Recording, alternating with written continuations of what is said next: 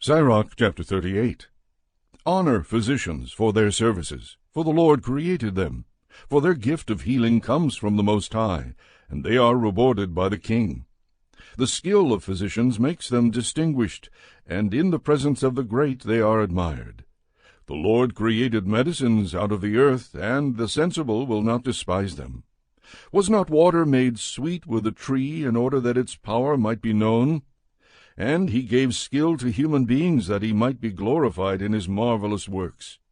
By them the physician heals and takes away pain. The pharmacist makes a mixture for them. God's works will never be finished, and from him health spreads over all the earth.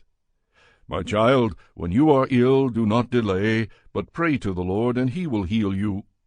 Give up your faults, and direct your hands rightly, and cleanse your heart from all sin. Offer a sweet-smelling sacrifice, and a memorial portion of choice flour, and pour oil on your offering, as much as you can afford. Then give the physician his place, for the Lord created him. Do not let him leave you, for you need him. There may come a time when recovery lies in the hands of physicians, for they too pray to the Lord that he grant them success in diagnosis and in healing, for the sake of preserving life. He who sins against his Maker will be defiant toward the physician. My child, let your tears fall for the dead, and as one in great pain begin the lament. Lay out the body with due ceremony, and do not neglect the burial. Let your weeping be bitter and your wailing fervent. Make your mourning worthy of the departed, for 1 day or 2, to avoid criticism. Then be comforted for your grief. For grief may result in death, and a sorrowful heart saps one's strength. When a person is taken away, sorrow is over, but the life of the poor weighs down the heart. Do not give your heart to grief. Drive it away, and remember your own end. Do not forget, there is no coming back. You do the dead no good, and you injure yourself. Remember his fate, for yours is like it. Yesterday it was his, and today it is yours. When the dead is at rest, let his remembrance rest too, and be comforted for him when his spirit has departed.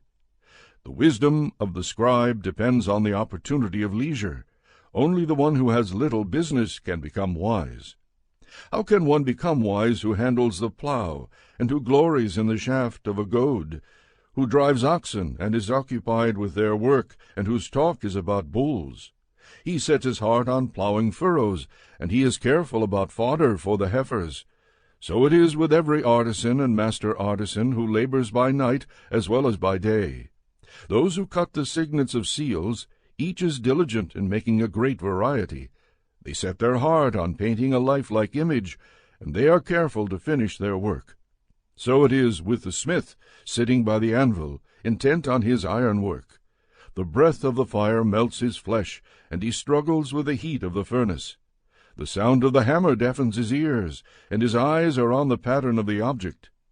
He sets his heart on finishing his handiwork, and he is careful to complete its decoration.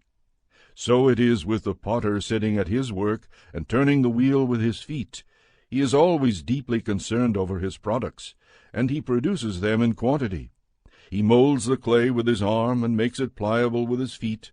He sets his heart to finish the glazing, and he takes care in firing the kiln. All these rely on their hands, and all are skillful in their own work.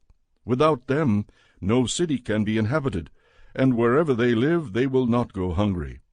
Yet they are not sought out for the counsel of the people, nor do they attain eminence in the public assembly. They do not sit in the judge's seat, nor do they understand the decisions of the courts.